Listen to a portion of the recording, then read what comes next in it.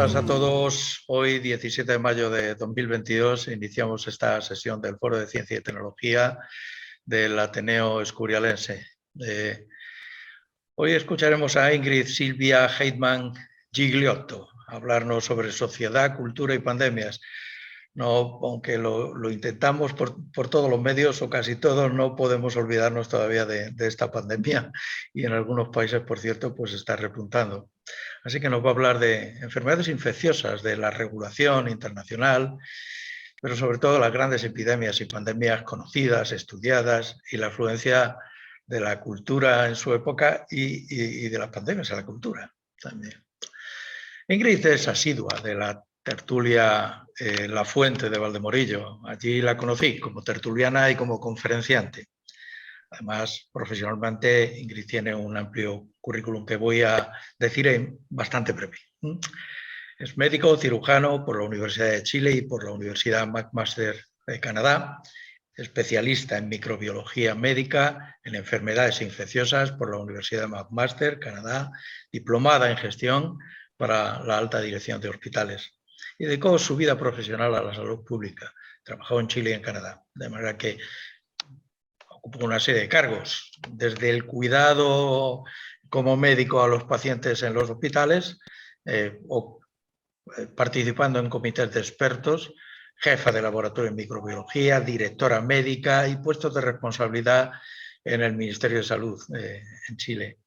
Además, directora del Instituto de Salud Pública de Chile, y además también se dedicó durante un tiempo a una labor docente en Santiago de Chile y en McMaster en Canadá, consultora de Organización Panamericana de la Salud con diversos países americanos, y además tiene múltiples publicaciones y presentaciones científicas. La verdad es que esto ha sido unas pinceladas solamente de este amplio currículum que pone de manifiesto claramente pues, los conocimientos que tiene, pero además Ingrid, conociéndola, puedo decir con seguridad que es una persona de una gran simpatía y que comunica de una forma muy amena, con mucha claridad, y que nos va a encantar a todos. De manera que, Ingrid, muy bienvenida, muchas gracias por estar con nosotros y cuando quieras, somos tuyos.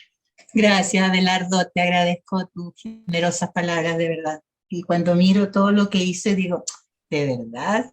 ¿De verdad? Bueno, yo jubilé a los 65 años y llevo ya 7 años casi jubilada. Y después de eso, entonces me dediqué a pensar un poco. Cuando llegó esta pandemia, yo ya no estaba en la primera línea, ni en la segunda, ni en la tercera, sino que estaba encerrada en mi casa, como todos nosotros hemos estado. Y me dediqué a pensar un poco más allá de todo esto, ¿no? Entonces, cuando Abelardo me pidió que hablara, se me ocurrió esto así, como que se me ocurrió, ¿no? Y después me di cuenta del hoyón en que me había metido, pero bueno, quiero compartir con ustedes esto y darle además, como dijo él, alguna idea de qué es lo que nos rige, cuáles son las regulaciones, porque eso de repente no lo sabemos y es importante saber que no estamos tampoco tan solos en el mundo. Esto lo puse nada más que porque, bueno, me trae algunos recuerdos. Esta fue la pandemia de la gripe porcina del 2009-2010 y esta fue la formación del Comité Nacional contra la Pandemia. Y aquí hay varias cosas que quería mostrarles. Primero, que la prensa estuvo invitada a la primera reunión, entonces estaban todos los participantes, que son distintas personas digamos que tenían algún cargo relacionado o expertos. Entre ellos estaba el entonces presidente del Colegio Médico, que después fue ministro de Salud, el doctor París. Estaban los jefes de todas las áreas de la ciudad, estaba la presidenta de la República, la Michelle Bachelet, estaba el ministro de Salud, y estaba yo, que en aquel entonces era director del Instituto de Salud Pública, es decir, tenía la responsabilidad de toda la parte del laboratorio de esta preparación. Perdone, porque tengo una tos crónica, no es COVID, así que no se preocupen, no se lo pueden contagiar. Desde su origen, los seres humanos han sufrido enfermedades epidémicas. Esto ha sido desde siempre, que al propagarse se han convertido en pandemias, dependiendo de cuán cerca estemos uno del otro. Estos han diezmado a la población y provocan cambios, y han provocado siempre cambios en todos los órdenes de la vida. modifican la cultura, han cambiado los hábitos cotidianos de higiene, han cambiado la arquitectura, han cambiado el urbanismo y han constituido también un acicate, especialmente digamos, desde el modernismo en adelante, para el desarrollo científico. Vamos a clarificar algunos conceptos. ¿Qué es un brote? Un brote son 2 o más casos, a veces incluso un caso, asociado epidemiológicamente entre sí. Por ejemplo, en este momento nosotros no tenemos viruela en el mundo. Si ocurriese un caso de viruela en el mundo, sería un brote, ¿vale? Porque no hay. En este momento no tenemos sarampión en muchos países. Un caso, especialmente si lo podemos ligar a un segundo caso, ya es un brote, ¿vale? Estas generalmente, por supuesto, son enfermedades que están siempre bajo vigilancia y hay un listado de las enfermedades que tienen que estar en vigilancia en todos los países. Esta diseminación ocurre en un espacio específico, puede ser en un hogar, en una casa, en un pueblo o en un hospital. Y siempre hablamos, ¿no es cierto?, de los brotes de bacterias multiresistentes en los hospitales. Esos son los brotes más frecuentes que tenemos en este momento en el mundo. Una endemia, por otro lado, es una enfermedad que afecta a un pueblo, un país, un continente, a todo el mundo, pero los números son constantes, no tienen esos peak troughs que tienen habitualmente, ¿no es cierto?, o siempre las curvas epidémicas y las curvas pandémicas. En opuesto a las endemias están las epidemias, que es un aumento inusual. Entonces, por ejemplo, si nosotros estamos hablando de una enfermedad que existe en algún país, digamos que tuviésemos un número pequeño de casos de sarampión en España, 2 al año, 3 al año, de repente tenemos 3, 4, 5, 10, eso ya empieza a considerarse una epidemia, ¿vale? Más terrible es cuando es una enfermedad en que no tenemos inmunidad, porque no están la gente muy bien vacunada, o porque no lo han tenido cuando pequeño, etc. ¿Vale? Muchas veces se confunden y los brotes pasan a epidemia y eventualmente puede pasar a pandemia también. Una epidemia es una consolidación simultánea de múltiples brotes, ¿ya? Entonces ahí empiezan los números a avanzar.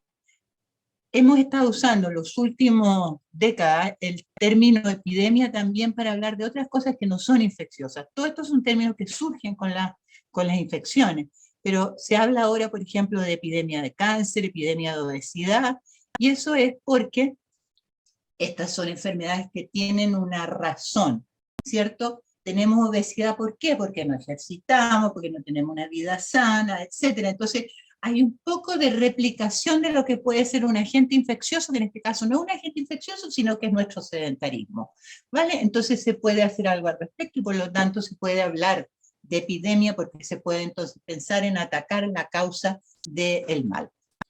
Esto es importante porque, ¿qué es el RO? El número reproductivo básico. Si yo tengo un caso de sarampión, por ejemplo, que no es el caso, el sarampión es tremendamente infeccioso, pero digamos una enfermedad X que aparece en una comunidad y que no estaba ahí presente antes. Sin embargo, ese caso solo contagia a una persona.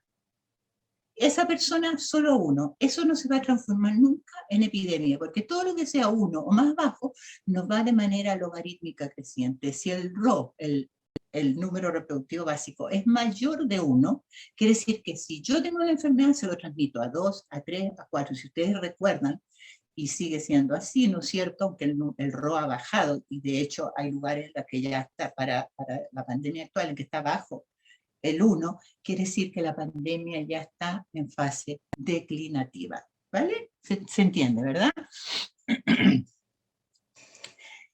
La declaración, a ver, esa pandemia de la que puse la foto anterior era la pandemia por el virus de influenza H1N1, que se decretó en 2009. Esta era la gripe porcina, no era una gripe cualquiera, era una gripe que había saltado muy rápidamente de los cerdos al hombre. Esa gripe no habíamos tenido por décadas el virus H1N1, que son distintas cepas del virus de la influenza. Por lo tanto, se pensó que iba a ser un desastre mundial. Como había habido, y más adelante lo vamos a hablar, toda una preparación, entonces la OMS finalmente, cuando empiezan a aumentar los casos, decreta una pandemia. Afortunadamente ese virus, si bien era muy transmisible, no era muy severa la enfermedad. Y por lo tanto esa pandemia fue una pandemia que fue, pero que no causó una gran disrupción. Pero sí causó muchísima disrupción en dos cosas. Primero, y menos que la actual obviamente, en la economía. Y segundo, en las compras que se hicieron por los distintos gobiernos de los productos farmacéuticos asociados. Estoy hablando específicamente de los el Tamiflu o Tamiflu.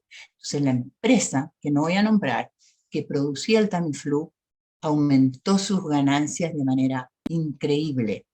Y además hubo un montón de cosas que se hicieron que en retrospectiva es muy fácil decir, decretar una pandemia, en realidad esta cuestión no fue pandemia. Sin embargo, yo pienso que todo eso que ocurrió entonces fue bueno. ¿Por qué? Porque nos permitió haber estado mucho más afinados y mucho más aceitados para lo que nos ocurrió ahora con el virus de la COVID. Y además porque siempre es súper fácil criticar cuando uno no está con los zapatos puestos teniendo que estar corriendo a la maratón. Entonces, al final de todo eso, los expertos y todos los opinantes dijeron que no bastaba una transmisibilidad explosiva, sino que también había que considerar la severidad de la enfermedad, ¿vale? En el pasado se usaban los términos epidemia y pandemia intercambiablemente.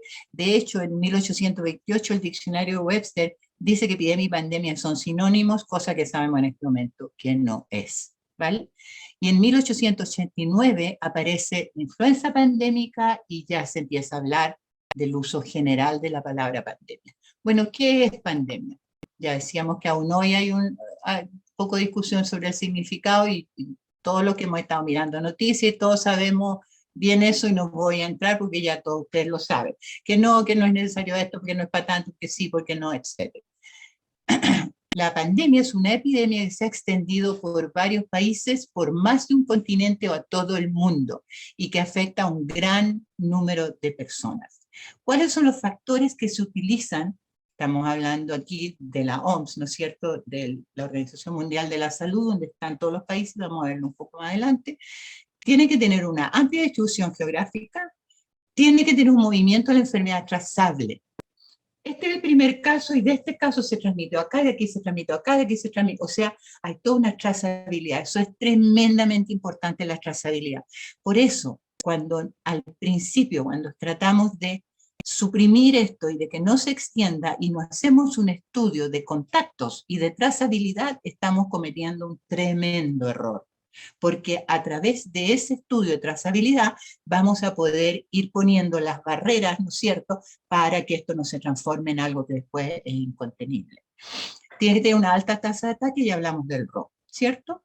Inmunidad poblacional mínima o no existente. Obviamente que cuando todo el mundo se vacunaba contra la viruela, entre ellos probablemente estamos todos nosotros, era mucho más difícil que existiera una pandemia de viruela que ahora, que desde hace ya varias décadas la gente no está vacunada contra la viruela.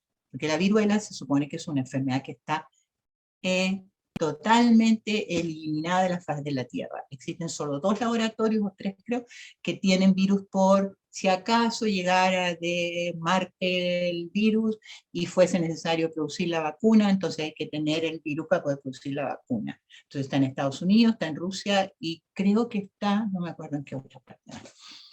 ¿Vale?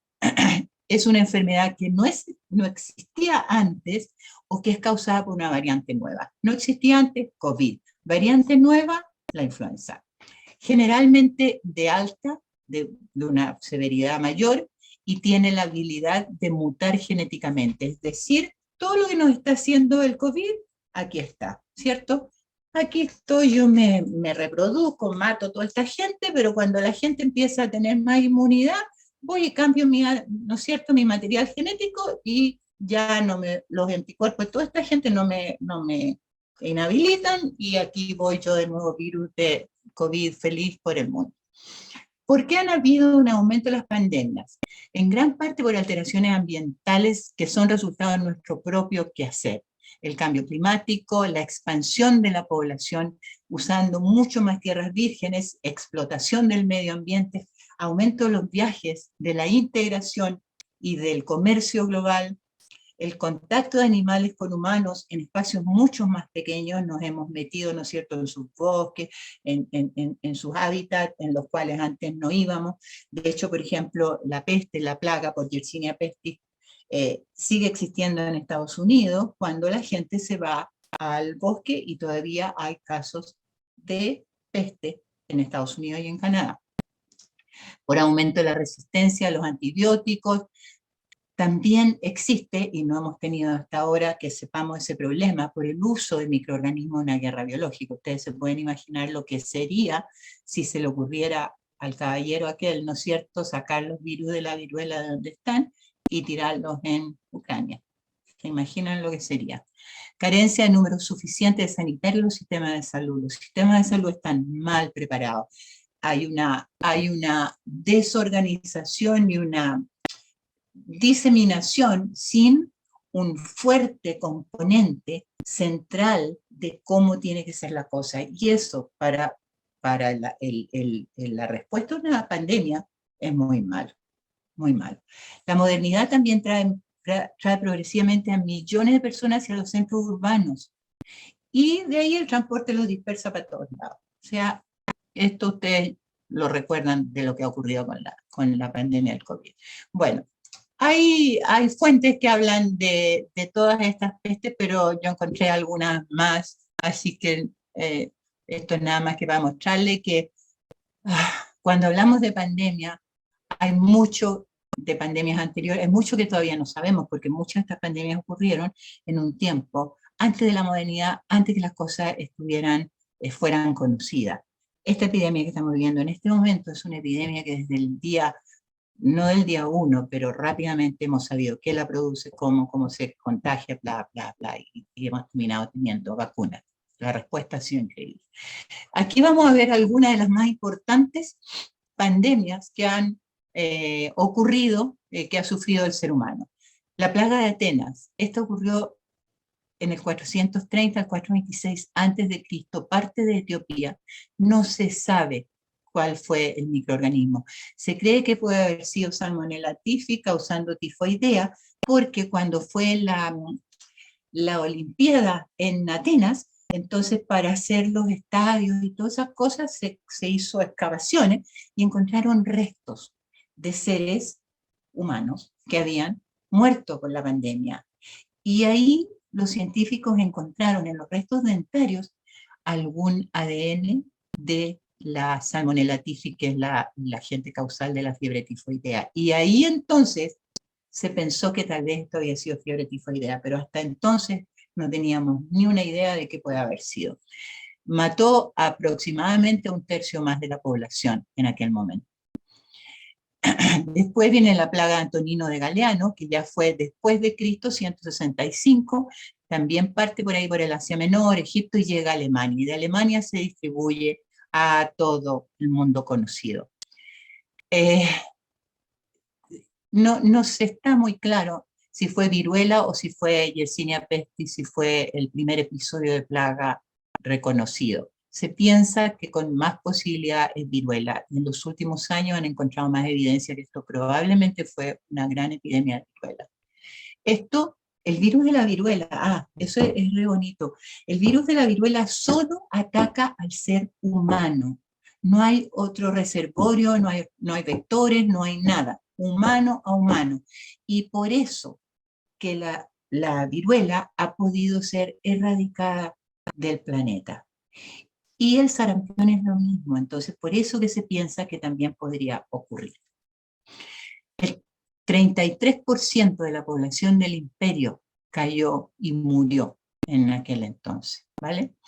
Después viene la plaga justiniana en el 541 y duró aproximadamente entre 60 a 200 años. Así que ajustense los cinturones porque COVID vamos a seguir galopando por un tiempo. También parte de la misma zona, sí que se sabe que fue la plaga, fue la peste, ¿ya? la peste bubónica, fue Yersinia pestis, y aquí entonces se empieza a descubrir ya de que hay una asociación entre los roedores, las ratas, que acarrean su vector, las pulgas pican al ser humano, y entonces después se produce la transmisión también, además de las pulgas y los roedores, de humano a humano. 26% de la población murió. Esto era ya el Imperio Romano.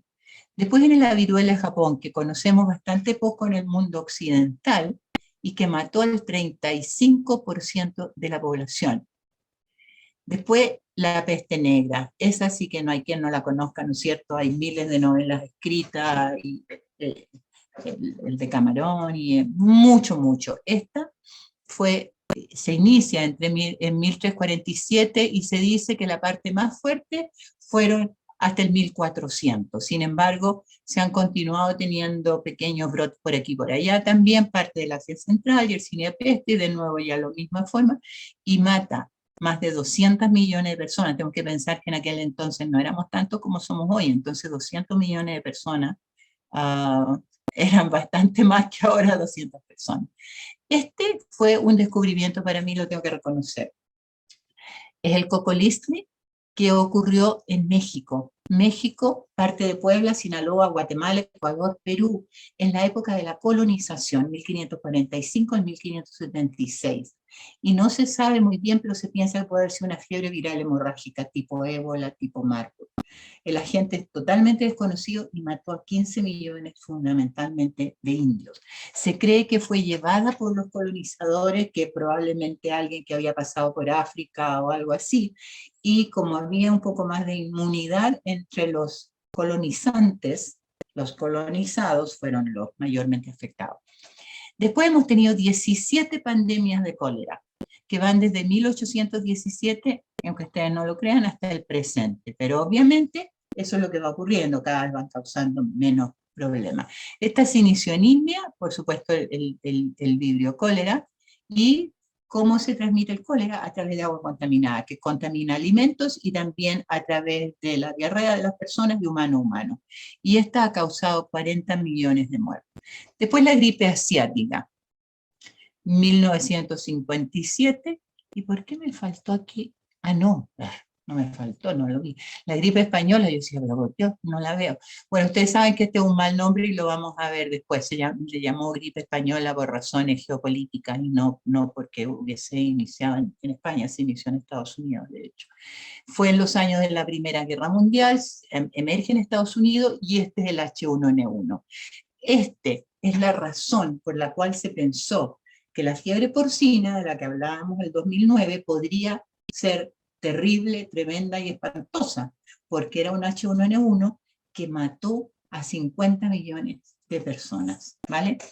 Después la gripe asiática, ¿no es cierto?, que se inicia en China, y aquí vemos, ¿no es cierto?, el rol que juega China en todos estos virus respiratorios.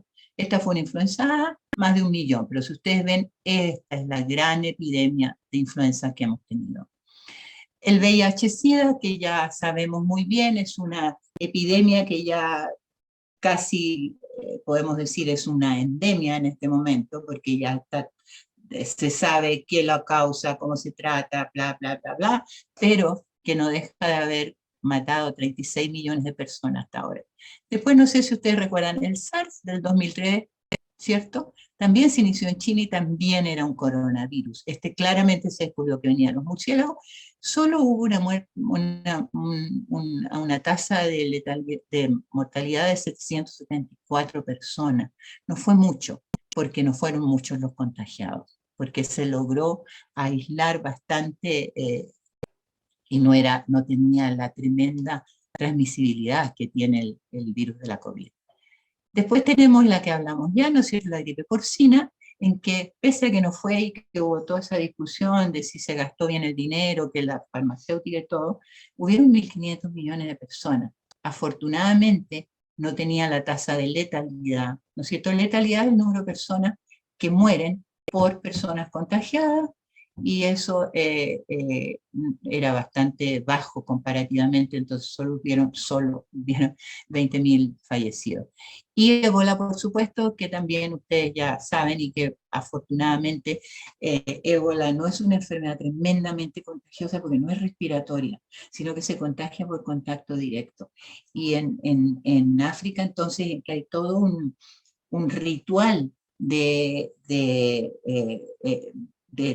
un ritual funerario en el cual hay mucho contacto con el fallecido, es muy fácil que se transmita, pero es muchísimo, muchísimo menos transmisible, por supuesto, que las que tienen el contacto respiratorio. Bueno, frente a todas estas cosas espantosas que nos han ocurrido, recién, en 1851, al mismo tiempo que hay comunicación telegráfica entre Londres y París, se sostiene la primera conferencia sanitaria internacional. Esto nada más que para demostrar lo sabios que somos los hombres y cómo no hacemos las cosas, sino que nos dedicamos a alegar y no hacer, ¿vale? No hacer lo que tenemos que hacer. Recién en 1851 es la primera conferencia sanitaria porque estaban teniendo problemas, como vimos antes, con la peste bubónica, que es la plaga, con la fiebre amarilla, con la viruela, pero especialmente el cólera. Y esto está ocurriendo a través de las fronteras, porque son pandemias, entonces no se quedan en un solo país. Y estaban causando interferencia en el comercio internacional. Por lo tanto, mejor que nos movamos, porque si no, la economía va a caerse. Y empiezan entonces a decir las naciones, bueno, juntémonos. Por supuesto, esto ocurre más bien en Europa, 12 países asisten y 11 de ellos son europeos. Se hacen 10 conferencias, sin embargo, fíjense ustedes las connotaciones de esto, solo 3 países firman el acuerdo final, 3 países. Bueno, después de esto, finalmente, en 1948, con la posguerra, ¿no es cierto?, Segunda Guerra, se conforman las Naciones Unidas y como parte de todo esto se constituye la Organización Mundial de la Salud. Y la Organización Mundial de la Salud, y tomando en consideración casi los mismos factores que llevaron a las conferencias sanitarias internacionales, entonces producen la Regulación Internacional Sanitaria, que se demoró 3 años, ¿no es cierto?, en estar lista, en 1951. Y solo se enfoca en 6 enfermedades: cólera, plaga, fiebre recurrente, viruela, fiebre tifoidea, fiebre amarilla. No se aplicaba a nada más. Y se concentra en general en qué hace las mercancías y las personas y cuando pasan de un país a otro y qué es lo que tenemos que hacer. Entonces surgen, ¿no es cierto?, los certificados de vacunación.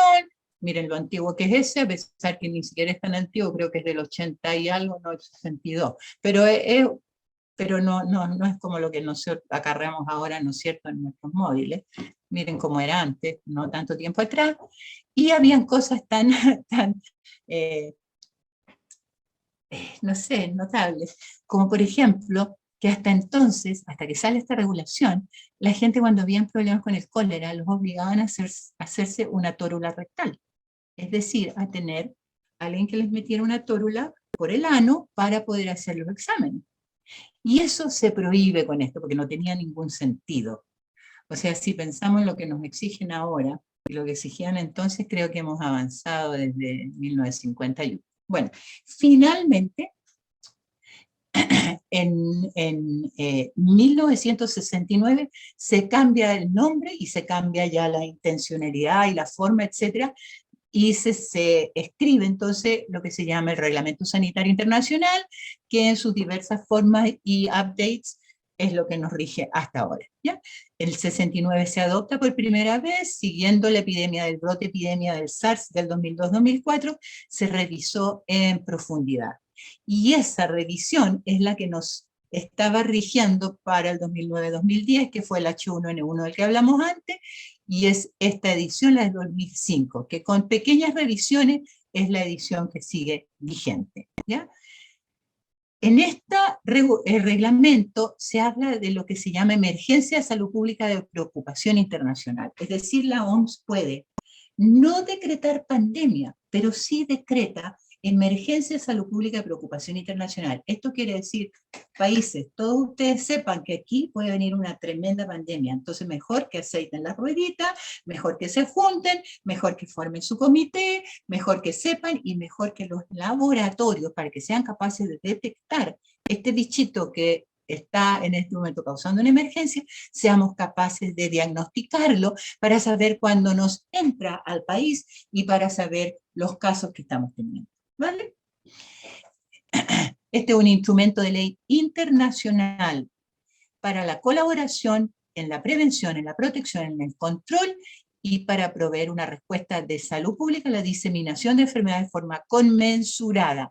¿Por qué conmensurada? Porque no vamos a estar haciendo torulas rectales, no vamos a estar matando a la gente que quiere meterse al país porque nos pueden traer la plaga, como era, ¿no es cierto?, en la Edad Media. No vamos a fusilar a la gente o las vamos a dejar en sus casas cerrados y sin comida, que era lo que ocurría con anterioridad, sino que conmensurada, y también conmensurada en el sentido de no destruir el comercio internacional y la globalización. Y eso es una balanza muy difícil.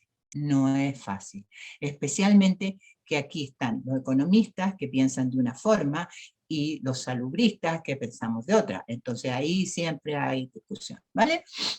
Y es el único tratado internacional que empodera a la OMS para actuar como el principal sistema de vigilancia y de supervisión de las pandemias, ¿vale?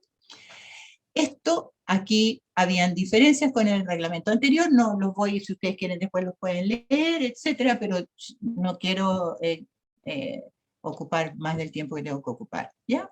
Pero aquí solamente quiero hacer el punto, que es la obligación de cada Estado de crear, reforzar y mantener las capacidades básicas de salud pública. Esto va en la parte de laboratorio, es decir, detección, en la preparación y en la respuesta, ¿vale? Y tenemos también la obligación de notificar a la OMS, cosa que no siempre ocurre. No siempre ocurre porque nos puede fregar el comercio. Entonces, muchas veces, o no somos capaces de detectar esos primeros casos, o no los queremos, hablando como Estado, no los queremos notificar, porque entonces toda la gente se aleja. Y si somos un país que vive, por ejemplo, el turismo, como puede ser el Caribe, como puede ser España, como puede ser muchos otros, entonces no queremos decir, es que estamos teniendo unos poquitos casos de COVID por acá, o estamos teniendo poquitos casos de esto otro por allá, ¿vale? Bien, es vinculante, es obligatorio desde el 2020. 196 países, incluyendo los 194 que forman parte de la OMS. Ahora, ¿cuántos países hay en el planeta? Yo todavía no lo tengo de seguro, porque hay lugares que hablan de 200. Entonces, pero bueno, me imagino que esos son pequeñas islitas que son estados, pero que en peso global pueden no ser muy importantes. Crea derechos y obligaciones para los países, incluye la obligatoriedad de reportar eventos de salud pública. Pero esta obligatoriedad no lleva más. O sea, si usted no lo reportó, vergüenza que no lo hizo, pero no puede la OMS pasar a más y decir, entonces le vamos a quitar 400 millones de euros porque usted no tiene ese peso. El peso que tiene el Reglamento Sanitario Internacional es el compromiso que han hecho estos estados de que lo van a hacer. De ahí a que lo puedan hacer, hay muchos países que no lo pueden hacer porque no tienen los laboratorios, porque no tienen los dineros, porque no tienen la capacidad en términos sanitarios, etcétera, etcétera. Pero bueno, aquí está el esfuerzo. Y este Reglamento Sanitario Internacional, importantemente, no fue solamente hecho por la OMS, sino que fue consultado y se tomó en consideración todas las otras organizaciones e instancias internacionales que son importantes para el control, ¿no es cierto?, de esto. Y aquí están los de comercio, los gremios, la IATA, etcétera, los de alimentos, tremendamente importante la FAO.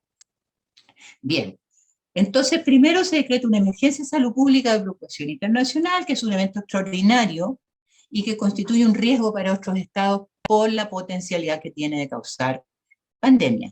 Esto quiere decir que sea serio, inusual, repentina, inesperada, implicancia para la salud pública y puede requerir una acción internacional inmediata.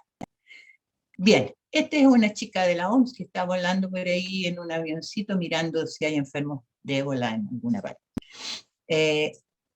¿Cuáles son las fases para decretarlo. ¿Y en qué estas pandemias han ido ocurriendo? Bueno, estas son, ¿no es cierto? Estamos aquí en una fase interpandémica, estamos todos contentos, no pasa nada. De repente llega la emergencia internacional y se da la alerta, ¿no es cierto? Pasamos a la pandemia, eventualmente pasamos a la fase de transición. Yo creo que nosotros en este momento estamos como por aquí, ¿vale? Ahora nosotros hemos tenido y habitualmente tenemos varios picos, no son uno solo, pero bueno. Y después viene una fase de transición, que ojalá sea lo que estamos viviendo ahora, y después otra fase interpandémica hasta la próxima, ¿vale? Entonces aquí nos preparamos, aquí damos la respuesta, aquí nos recuperamos y aquí nos volvemos a preparar. Es decir, de esta pandemia del COVID hemos aprendido muchísimo y nos va a servir prepararnos para la próxima, que ojalá esté muchos años por delante. Vale, esto es más o menos lo mismo y solamente para destacar que la OMS ha decretado emergencia de salud pública de preocupación internacional solamente estas veces, ¿vale? El 2009 por el H1N1, el 2014 porque habían, la OMS, una de las metas es la erradicación también de la polio. Y habían habido muchísimos fracasos. De hecho, todos los sanitarios que iban a vacunar, por ejemplo, en África, habían muertes. La gente los estaba matando. Es tremendo el trabajo que hace yo. Mi admiración más profunda a todos ellos y a la gente de los Médicos Sin Fronteras. Si yo fuera joven, trabajaría en Médicos Sin Fronteras. Bueno, después la epidemia de ébola, después de virus Zika, y aquí puse este bichito porque este bichito de repente también lo tenemos acá en España. Después el ébola, ¿no es cierto? Y finalmente la pandemia de COVID, que se eventualmente pasó a ser declarada como pandemia. Vale, ¿qué es lo que pasa? Hay muchas debilidades todavía en nuestra respuesta a las pandemias. Falla de los países en cumplir la regulación. La OMS tiene una gestión débil, no solo por problemas de la OMS, sino porque además no tiene el mazo, no tiene la posibilidad de castigo, no tiene la posibilidad de sanción, que entonces si un país, un Estado decide no cumplirlo, no lo cumple. Solamente los demás le dicen vergüenza, vergüenza, vergüenza, pero bueno, de repente no pueden hacerlo. Hay un apoyo inadecuado a los países más pobres, hay una falta de herencia en las obligaciones, en la preparación de los laboratorios, en los edificios mismos, en la detección y respuesta, etcétera. Y una falta de transparencia de los datos. Como decía, por ejemplo, a Chile llega el H1N1 el 2009, mayo 16, y era una chica que había estado de vacaciones en República Dominicana. Y República Dominicana no estaba reportando ningún caso de H1N1, esto era más al comienzo. Hablamos con salubridades, con salud pública de República Dominicana y nos dijeron no, aquí no hay. Y la chica esta solo había estado Chile, avión, República Dominicana, avión, Chile. No había ninguna otra posibilidad. Entonces nosotros sabíamos, pero probablemente no tenían la capacidad de detección, no sé. Bueno. Entonces la esperanza es que esta pandemia actual logre que haya cambio. En varios aspectos, o sea, a los países más pobres, si no se los apoya, es que pagamos todos. Si los países pobres no tienen posibilidad de vacunar a su gente, ahí es donde surgen las mutantes, ahí es donde surgen los monstruitos, ahí es donde surgió Omicron, ahí es donde surgió los otros, y la posibilidad de que surjan otros es siempre existente. La posibilidad de que detecten, porque ahí en general es donde puede partir una pandemia. Si no son capaces sus laboratorios de detectarlo, tampoco vamos a poder estar a tiempo, porque lo va a detectar un laboratorio en la Unión Europea, en un país americano, que les digo que hay capacidad de detección en bastante más que solo Estados Unidos y Canadá en América, pero eso ya puede ser demasiado tarde. Bueno, ahí ya hablamos de las debilidades y qué se ha pensado hacer tratando de reforzar todo esto. Se ha propuesto un tratado de pandemia, que sea un tratado internacional que vaya más allá de la OMS, un tratado internacional para prevención, preparación y respuesta a las pandemias. Ya no me queda mucho. En diciembre los estados acordaron y va a ser finalizado en mayo de 2004. Bueno, esto un poquito de la historia, voy a pasar más o menos rápido porque parece que no me queda tanto tiempo. Parte, ¿no es cierto?, aquí a fines de diciembre del 2019, ¿no es cierto?, y empieza con 13 casos. Después se detecta el 5 de enero ya, o sea, solo 5 días le tomó a los chinos detectar un nuevo coronavirus similar a SARS, pero no SARS. El 24, y aquí hay 21 días, recién Wuhan se pone bajo cuarentena y recién aquí empezamos el resto del mundo a pensar. Yo recuerdo en aquel entonces, dije, los chinos lo van a ser capaces de controlar. Cuán equivocada estaba. No fueron capaces. O sea, lo controlaron ahí, pero ya está, se expandió por el resto del mundo. Y miren el crecimiento logarítmico de esta curva. Es que esto es más que logarítmico, esto es un precipicio. Y aquí, ¿no siento? Ya en marzo primero, la investigación en conjunto de la China con la OMS publican el primer reporte sobre el COVID. Y aquí China cambia su definición de caso. Esto es súper importante porque si no se tiene una buena definición de caso, hay muchos casos que se pierden, que no se saben. Y esto se hace en conjunto con la OMS. Y ahí entonces se produce esto. No es que esto probablemente era así, ¿no? Pero esto es lo que hace que de repente se pegue un salto mayor y que muchos de los medios de comunicación dijeron, ¿qué está pasando? Eso es nada más que una definición de caso, que no tenían un caso muy bueno porque querían achicar el problema, obviamente. ¿Vale? Bueno, aquí está lo que se hizo, ya lo hablamos bastante, ¿no es cierto? Esto es súper interesante. En agosto ya del 2020 hay más de 18 millones de casos en el mundo, 706.000 muertes, 116 países con casos activos. Tengo las estadísticas al día de ayer, así que las voy a mostrar luego. Y esto es muy interesante, que Estados Unidos muestra la proporción más baja de los casos confirmados que se han recuperado, o sea, tiene una alta mortalidad. Aquí está la definición de caso, que tampoco se los voy a leer, ya esto fue la primera definición, y esto ya en marzo cuando se cambia, cuando ya se sabe cuál es el virus que lo causa, cuando se sabe el periodo de incubación, cuando se sabe, ¿no es cierto?, la importancia y la severidad y la transmisibilidad. Esto se hace al principio cuando recién se empieza a decretar, ¿no es cierto?, oye, aquí estamos con un problema grande, y esto ya, incluso el nombre cambia, si ustedes recuerdan, ¿cierto? Bueno, estos son, no sé por qué, bueno, no sé, pero no importa. Estos son distintos países, se me borraron cuáles eran, pero no importa. Son en general países desarrollados.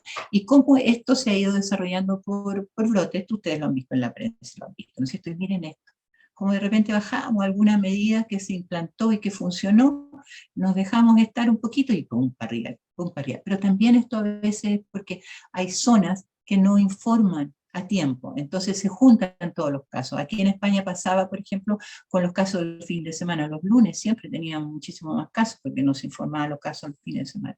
Y aquí tenemos otro pic, aquí nos vamos, estamos todos contentos y bailamos, y de repente para arriba, para arriba. Y aquí, bueno, eso es así. Este verde es Estados Unidos, y si ustedes se fijan, sigue siendo uno de los más importantes y vamos subiendo. Sin embargo, España, que no lo tengo aquí, pero creo que lo tengo aquí. ¿Cómo dice esto? No puse España. Lo siento. Pero España vamos bajando. Pero aquí vamos, si ustedes se fijan, todos estamos como que empezando a piquear para arriba de nuevo. Aquí puse España, la puse separada del resto por su importancia. Listo, aquí están los datos actuales, estamos bastante bajitos, pero sin embargo también estamos ahí empezando a piquear de nuevo. Bien, estos son los casos acumulados. Pero de nuevo, Estados Unidos con una cantidad de casos acumulados es tremenda. Bien, esto era el 5 de mayo, ¿vale? Y ahora, esto es lo último, esto es el número global de casos, tenemos hasta el momento 520.000, y probablemente mientras yo hablo y que esto lo vi ayer, ya estos son 498, ¿no? O más. Pero en todo caso, 520 millones y medio de casos confirmados, con una letalidad de 6 millones de personas muertas, ¿vale? Y esto en las curvas. Esto ustedes lo pueden ver si les interesa. Se meten ustedes en internet, le ponen John Hopkins y les va a salir Coronavirus Resource Center y ahí tienen, a cada minuto está cambiando al frente de sus ojos, va cambiando. Bueno, esta es la pandemia de COVID, empieza el 2019, no tenemos idea cuándo va a ser el fin.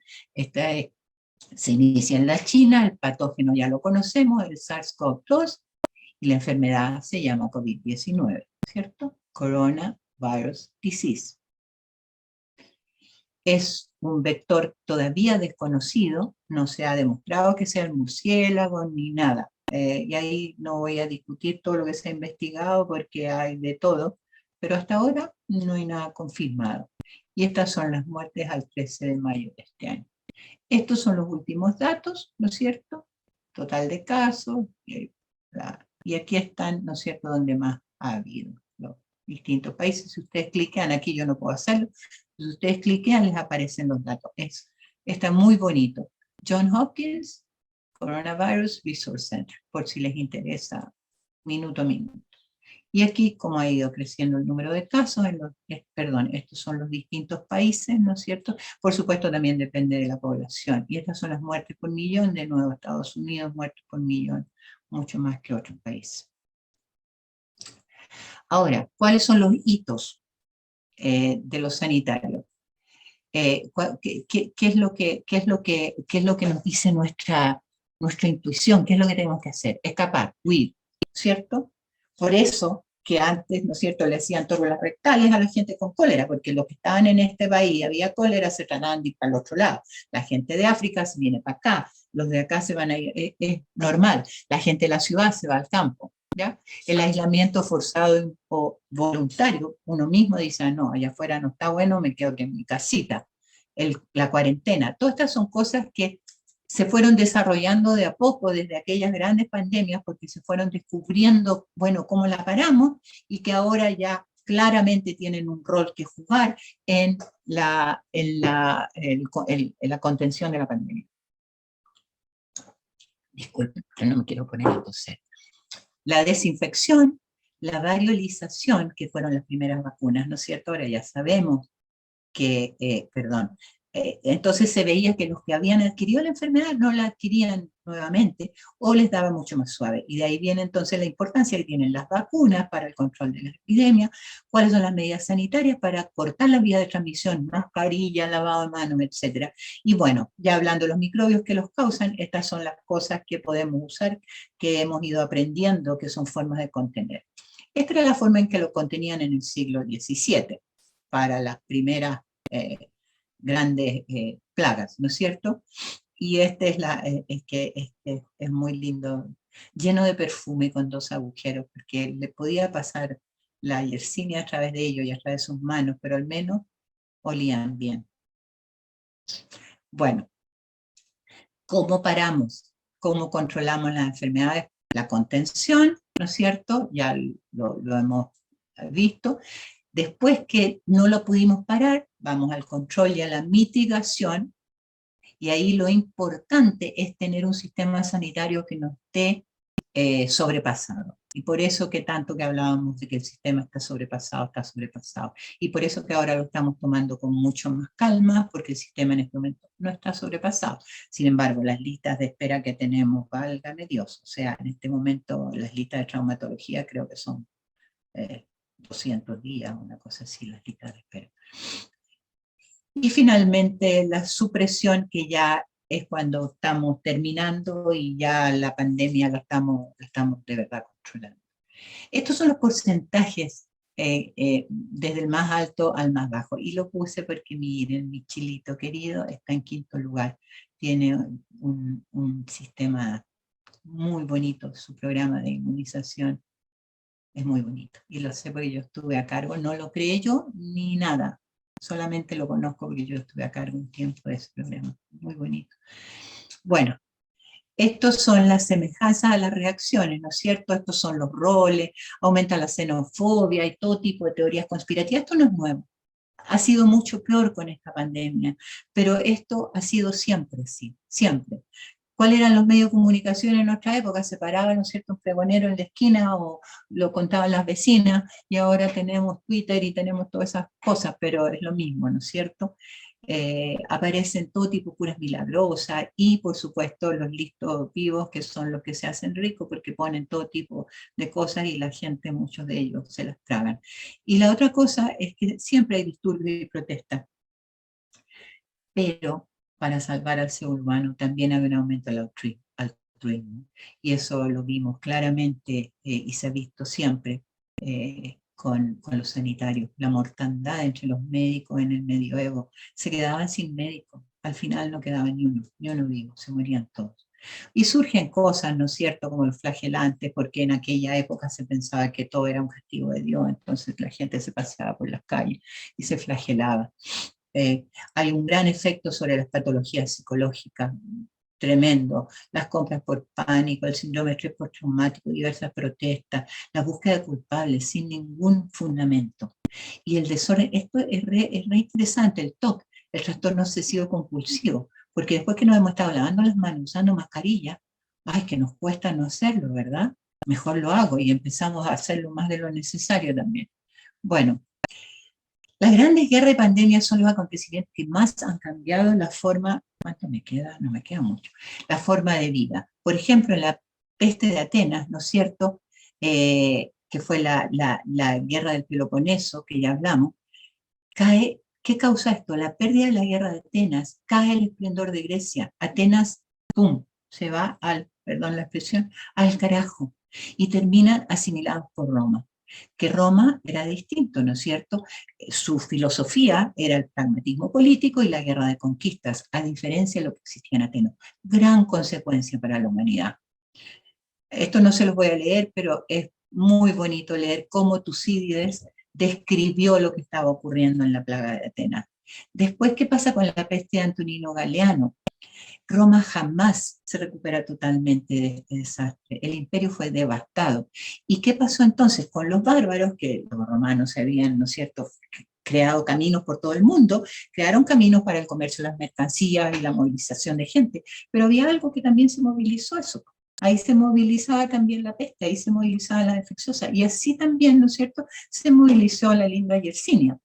Y cuando ocurre esto, es que se hizo todo. Marco Antonio, que fue el que más estuvo en esa época, era un estoico, usó su fortuna, todos sus bienes, intentaron todo, pero la cosa no funcionaba tan bien. Y finalmente Roma nunca se recupera de este desastre. El imperio fue devastado y los bárbaros aprovecharon la oportunidad y finalmente cede el poder desde Roma al Imperio Romano de Oriente, Constantinopla. Gran hito, ¿cierto? ¿Qué pasa con la plaga Justiniano? Gran crecimiento del Islam y el cristianismo. ¿Por qué? Porque se pensaba, ¿no es cierto?, que este era castigo de Dios, entonces la gente se vuelca hacia la religión. Como no tenían otra explicación, se vuelca hacia la religión. Entonces las religiones adquieren un poder tremendo. Esto de nuevo es la descripción de Procopio. ¿Qué pasa con la viruela en Japón? Japón había estado encerrado en sí mismo, pero se abre en el siglo XVII y XVIII. Y ellos no tenían escritura. Aquí llega la escritura desde China y de Corea y finalmente se cuaja, digamos, la escritura japonesa. Pero además de traer la escritura, se traen los gérmenes, ¿ya? Y el 25 al 35% mueren de viruela. ¿Qué trae esto? Cambios políticos tremendos, mueren los clanes. Cambiaron la salud pública, de ser una cosa muy ligerita, sino más, lo fortalecen tremendamente y una autonomía local. Estos son los distintos brotes de peste bubónica que hemos tenido, ¿vale? Aquí, desde que empieza hasta ahora y de dónde han ocurrido. Bueno, esta es la peste negra. En 1894, el doctor Yersin descubre, él la llamó Pasteurella pestis, y hoy día en honor a él se llama Yersinia pestis. Aquí se descubre cómo se transmite de la rata a las pulgas, etcétera, y la importancia de los barcos, y por eso que se distribuye la forma en que se distribuye. Tiene 3 presentaciones clínicas. La que vemos actualmente es la peste bubónica, que es fiebre alta y bubos, pero no tiene tratamiento. y no alcanza a llegar a esta cosa tremenda que era lo que ocurría con mayor frecuencia en aquella época, que era la coagulación intravascular diseminada con gangrena de nariz, de oreja, extremidades, y la forma neumónica, que además es la altamente transmisible, que también tiene una altísima mortalidad. Bueno, ¿qué ocurre con la peste? Fíjense que solamente, aquí esto es súper interesante, porque los comerciantes se van en sus barcos, y se van por otro lado, pero se llevan la ratita, se llevan la pulguita y se llevan a la Yersinia. Y solamente escapan a esta enfermedad Finlandia e Islandia, ¿vale? Y por supuesto se creía que era castigo de Dios y se acusa, no son los judíos, son los leprosos. En lugares donde no eran cristianos se acusa a los cristianos, en lugares donde eran cristianos se acusan a los otros. Y la gente es asesinada, se matan entre ellos. ¿Ya? Dejan legados en qué hacer para controlarlo y tiene grandes consecuencias y crea una nueva Europa. Entre las cosas que detuvo la Guerra de 100 Años, propició el fin de la Edad Media. Este es el preámbulo al Renacimiento. ¿Vale? ¿Por qué? Porque la mortalidad causa escasez de mano de obra, especialmente en la agricultura. Por lo tanto, las sociedades rurales se terminan y comienza el predominio de la ciudad con el alza de la burguesía, recesión, inflación, los flagelantes, los cadáveres se usaban en las guerras, se tiraban cadáveres unos a los otros. Bueno, esto es súper interesante. En el Festival de Venecia, no sé, sería Conde Duca, que no sé qué sería, pero relajaron porque venía el festival, el Carnaval de Venecia, y no podían no hacerlo. Y se hace, y ahí después quedó, pero es que quedó la mortandad, y esto es un factor fundamental en la caída de Venecia como ciudad potencia político-comercial en Europa. Aquí está la descripción de Boccaccio, de la peste negra, que no la vamos a leer. El Coco Lizzi. El Coco Lizzi fue el aliado invisible de los conquistadores, ¿vale? Fiebres altas, se cree que probablemente era un virus. Las condiciones de vida de la población aborigen se prestaban, ¿no es cierto? Y hubo brote hasta 1813. Además de la viruela, ¿no es cierto? La llegada de los europeos a América, no porque quisieran, sino porque es un hecho de la vida, llevan al menos 17 epidemias distintas. Y la población de los pueblos de toda esa zona que mencionaba antes disminuye un 95%. Y aquí está la curva. Da pena verlo, pero no se sabía en aquel entonces. Y ahí están, es súper interesante como estudio, porque están todos los factores importantes en el desarrollo de una pandemia: la población virgen, sin inmunidad, el hacinamiento, la desnutrición, la esclavitud, la explotación, el alcoholismo, cambio de modo de vida, y algo que no se había tomado en consideración, pero que por primera vez en esta pandemia se está dando importancia, ustedes han escuchado, a los factores psicológicos. Cuando el ser humano pierde la esperanza, no le dan ganas de seguir viviendo. Bueno, el cólera, otra peste tremenda. ¿Cuánto tengo? ¿Cuánto me queda? Ingrid, lo que necesites, Sí. no, vamos bien de tiempo. ¿Seguro? Ya, Sí. es que yo me entusiasmé. Sí, unos 15 minutos o por ahí estaría bien. Generalmente soy capaz de hacerlo en el tiempo que me han dado, pero es que esto me entusiasmó demasiado, yo creo. Bueno, lo siento. Me trataré entonces de acomodar a 15 minutos más. Bueno, el cólera. El cólera también, otra si hay algunas pandemias así de novela, ¿no es cierto? Está la peste negra. Son todas de novela, la verdad es que son todas de novela, es increíble. Pero el cólera es otra. Bueno, tenemos, ¿no es cierto?, a García Márquez, que Amor en tiempos del cólera. Si no lo han leído, es muy bonito leerlo. El cólera, en los siglos XIX y XX, mata a decenas de millones. Ocupa el sitial de pánico y terror de la peste negra por lo rápido que mata. Una persona se puede contagiar de cólera y a las 2 horas estar muerta. La diarrea que se produce es que yo creo que es inimaginable, al punto que se crea la cama para poder ver, porque lo más importante en el tratamiento del cólera es ser capaz de proveer a ese paciente los líquidos suficientes para reemplazar todo lo que está perdiendo. Pero es tanta la diarrea que no hay cómo medirla. Entonces se crea la cama del cólera, que es una cosa que era de metal y después plástica, ¿no es cierto?, con pendientes hacia donde está, ¿no es cierto?, el ano, y ahí entonces hay un hoyo y abajo se colecta, se junta toda esa diarrea. Y entonces todo lo que va saliendo se va juntando. Y los médicos y las enfermeras y los sanitarios, entonces, mira, ha perdido 40 litros. Ya, ¿cómo le metemos 40 litros? Con endovenosa por todos lados, por boca, por todo. O sea, es que es tremendo el caso de cólera.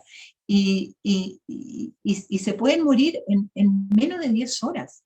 Yo entro en contacto con un paciente, a las 2 horas ya estoy haciendo eso, y a las 10 horas estoy muerto. Es tremenda, y eso da mucho pánico, obviamente. Esto sale del río Ganges por primera vez. El río Ganges, yo creo que todos conocemos lo que es, ¿no es cierto?, en 1817, y ha producido ya 8 sucesivas pandemias. Y es endémico en este momento en muchos países.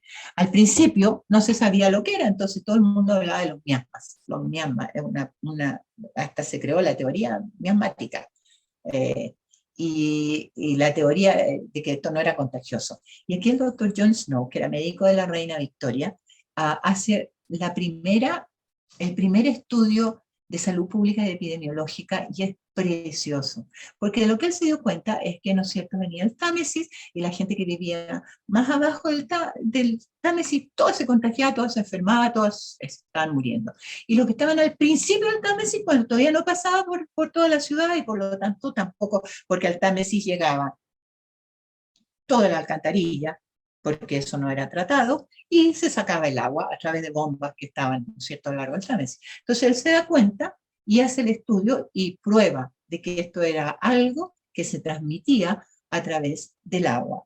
Y cuando esto se termina y empiezan a sacar agua de otros lados o del principio, se terminó el cólera en Londres. Aquí es súper importante el que se den, como muchas veces, las contradicciones entre la economía y la salud pública.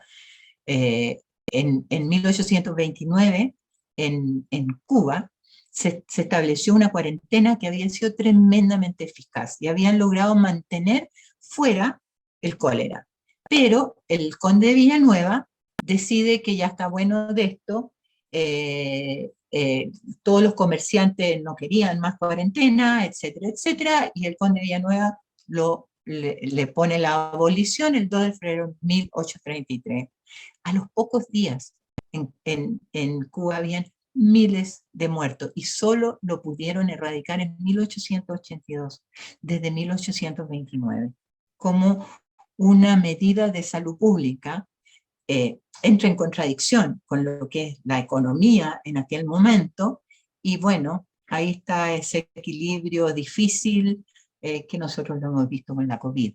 A mí, la verdad, lo que me molesta de lo que ha ocurrido con la COVID es que se ha usado para tirarse perdigones y bombas, y la verdad es que es así.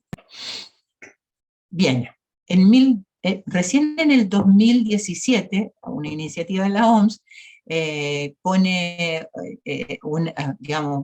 una estrategia mundial que se llama Poner fin al cólera, hoja de ruta mundial para el 2030, que es cuando se quiere eliminar y reducir las muertes. A ver si funciona, porque el COVID se está llevando todo en este momento. Bien, esto es lo que hay hoy día en el mundo. Entre 1 a 4 millones de casos de cólera y entre 20.000 y 143.000 muertes por esta causa. Hoy, el día de hoy. Esto no fue ayer. Esta es la gripe mal llamada española, porque en realidad empieza en Estados Unidos. Fíjense que el virus de la gripe no se conocía. En esta gran pandemia mundial de 1918, no se conocía. Se sabía que era la gripe, porque clínicamente estaba descrito, pero no se sabía que era causada por un virus. Recién eso se descubre en 1933. Y la Primera Guerra Mundial, en que se mandan soldados estadounidenses a Europa, ¿no es cierto? Llegan todos, bueno, ellos ya estaban con problemas en Estados Unidos, pero de nuevo aquí, ¿qué es más importante? ¿Mandar soldados para poder ganar esa guerra, aunque vayan enfermos o aunque estén incubando?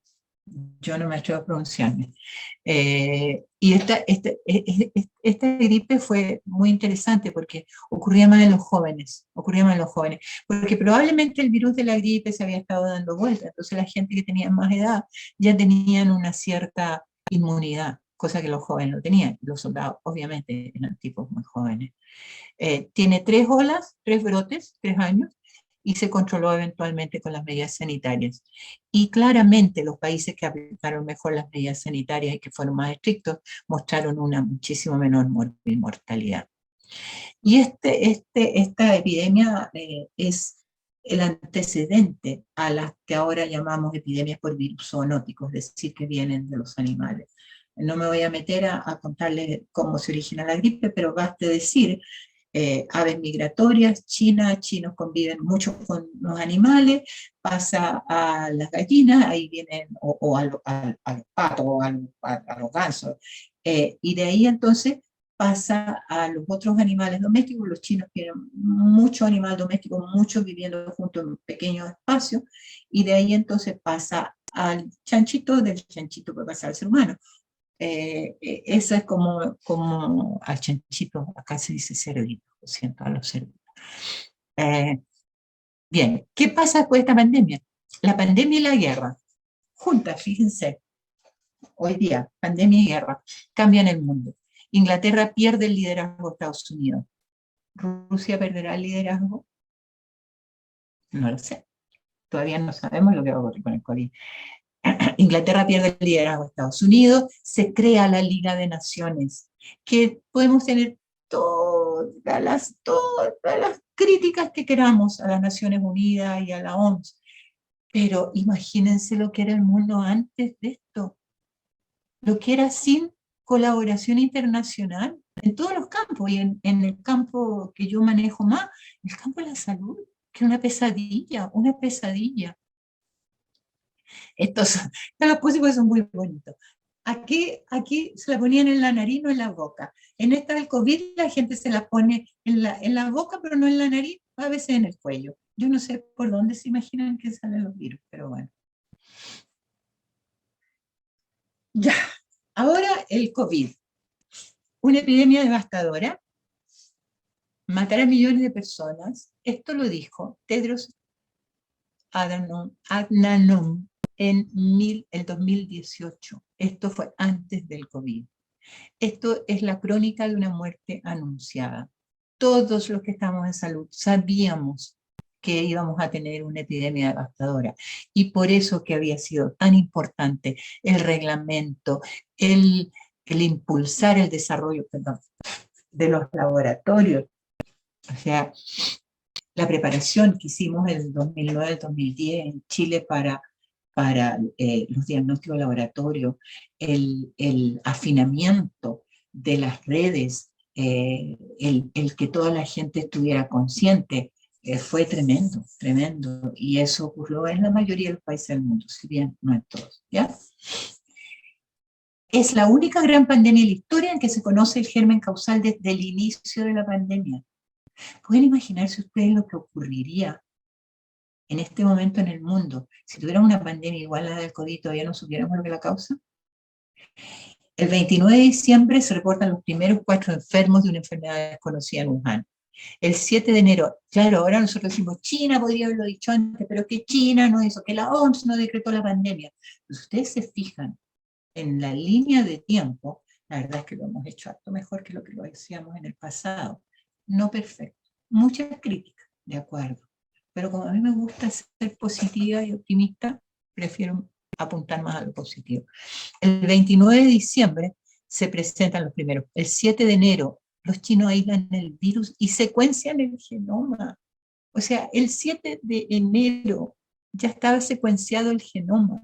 El 12 de enero ya los chinos compartieron con el resto del mundo y se empiezan a producir los test específicos para saber si yo tengo un resfrío, una gripe o es COVID. Eso es impresionante. A mí esto me da un poco de esperanza. El 19 de enero se comunican ya en Tailandia los primeros casos fuera de China. El 30 ya la OMS declaró emergencia sanitaria. ¿Deberían haberlo hecho antes? Probablemente sí, pero ni siquiera puedo decir más vale tarde que nunca. Qué bueno que lo hicieron. El 11 de marzo, 11 días después, ya estaba en 100 territorios y ya se decreta la pandemia. Y ahí mismo, al decretarse pandemia, ya cuando era ESPI, ya se habían decretado, ¿no es cierto?, algunas restricciones, pero cuando ya se decreta la pandemia, entra en acción todo lo que está escrito en el reglamento. Y ya los que no habían formado todavía sus comités de crisis de pandemia lo forman, etcétera, etcétera. Los gobiernos ahí ya empiezan a poner restricciones, viajes, cuarentenas, confinamiento, bla, bla, bla, bla, bla, bla, bla. El, el grado de globalización del planeta en este momento está claramente demostrado. Y bueno, estas medidas basadas en el conocimiento de la enfermedad comenzaron a aplicarse por ensayo y error en las epidemias del pasado. Ensayo y error.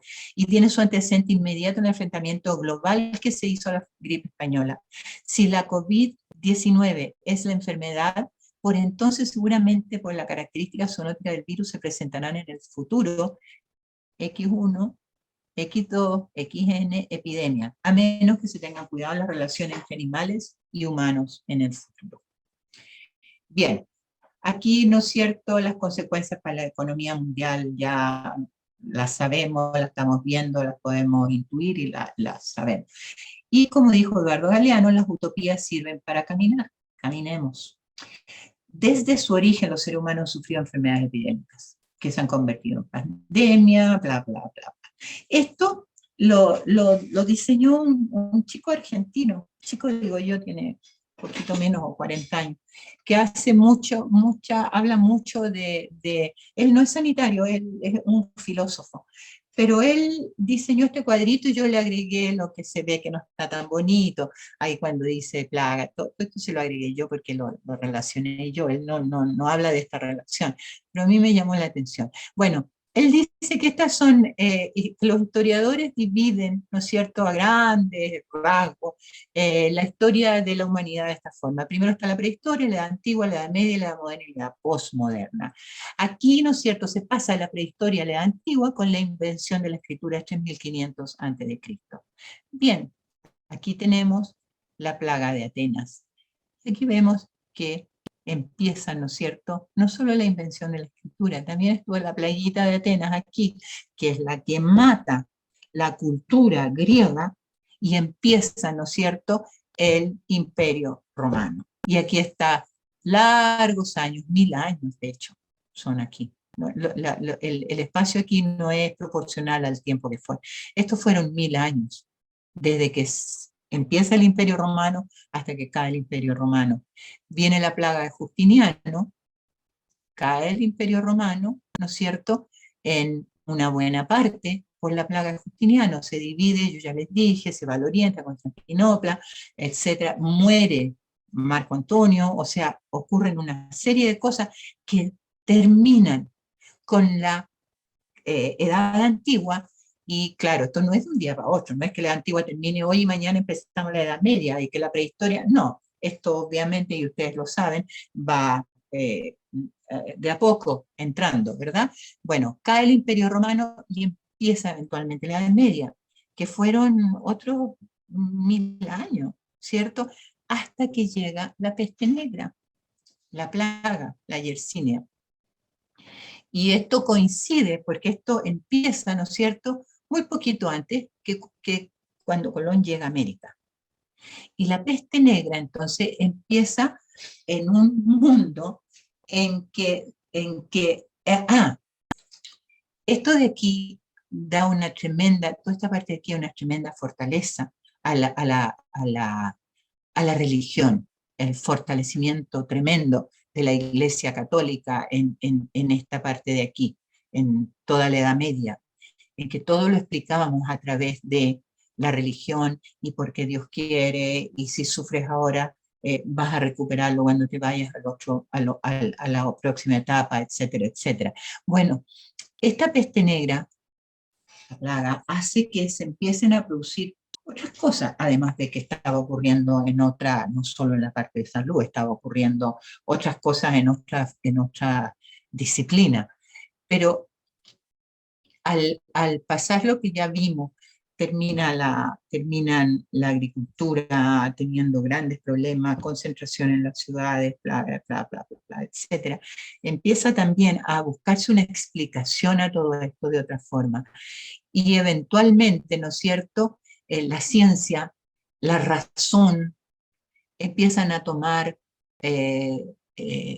un rol importante, ¿no es cierto? Ya no era que nosotros giráramos alrededor, que el Sol y todo el resto del universo girara alrededor de nosotros, sino que nosotros girábamos alrededor del Sol. Aquí hay algo más que no tenemos explicación, y empezamos a confiar en lo que vemos, en poder probar.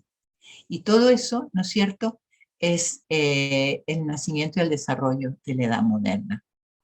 Sin embargo, poco después del principio del siglo XX, y también aquí está lo que hace la influencia española, empieza a gestarse lo que ya en los 60 comienza a ser la edad posmoderna, con la salida de los hippies, con la revolución del 68, con los Beatles,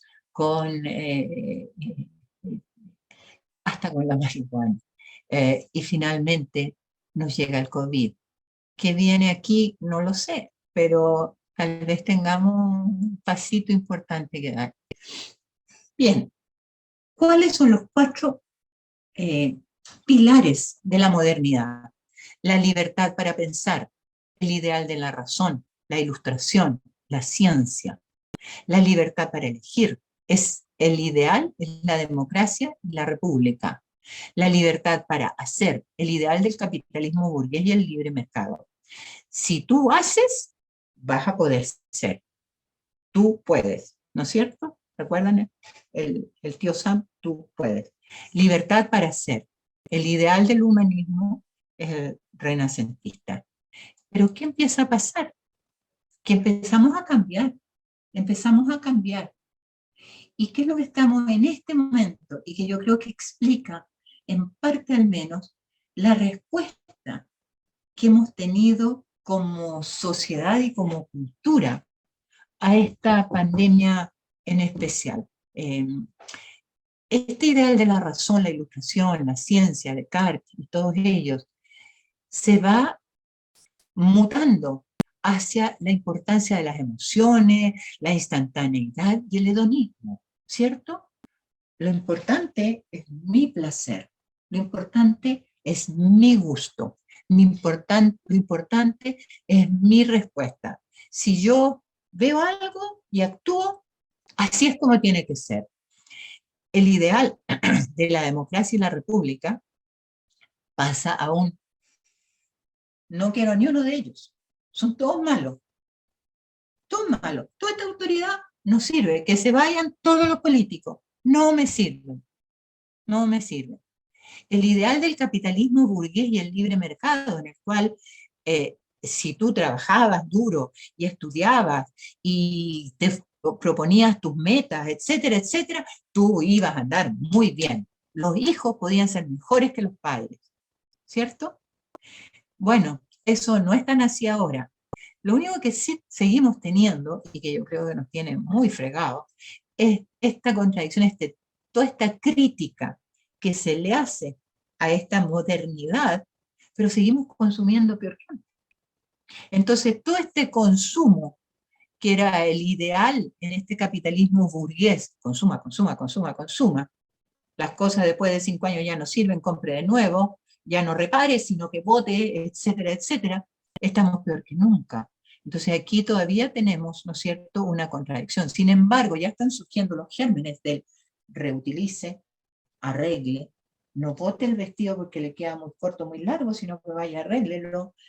No bote la tostadora porque a lo mejor es un alambrito más que se pueda. Entonces hay todo un resurgimiento, no, yo no llamaría resurgimiento, pero una filosofía un poco distinta que está surgiendo. El uso de ropa usada, el comprar a través de Wallapop, etc.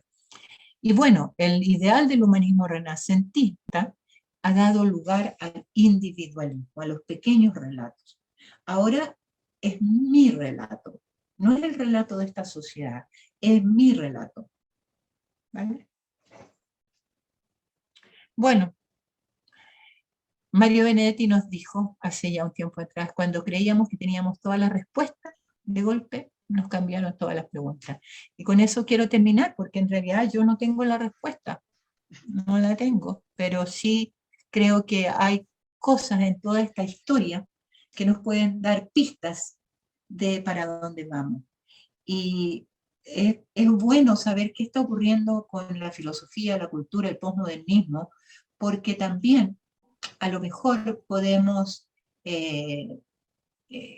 al menos en nuestro ambiente más pequeño, miren cómo hablo del microrelato, pero en el ambiente más pequeño nuestro, podemos hacer cosas para que tal vez este posmodernismo no